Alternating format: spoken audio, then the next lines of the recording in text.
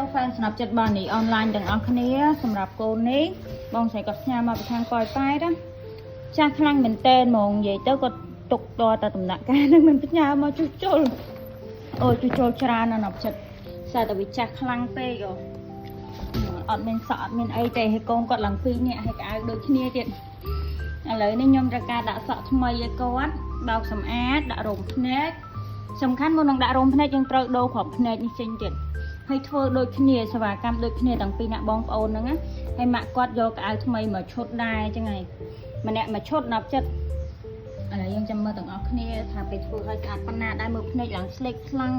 និយាយទៅចាស់មែនតើហ្មងណាប់ចិត្តអើយ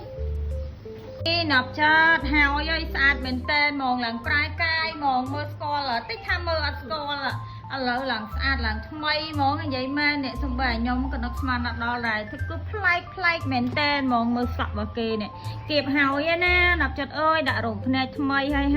យថែម color តិចឲ្យអញ្ចឹងណាខ្ញុំ free កវលនេះឲ្យម្នាក់មកគូដែរដោយសារកូនគាត់អត់មានកវលទេអញ្ចឹងខ្ញុំ free ឲ្យម្នាក់មកគូទៅណាប់ចិត្តអើយដើម្បីឲ្យស្អាតមែនតើហ្មងហ្នឹងណាហើយមើលសក់ចាស់របស់គេនេះបោះចោលហើយធ្វើអត់បានទៀតទេ 100% គឺឆេះអស់លេងហ្មងណា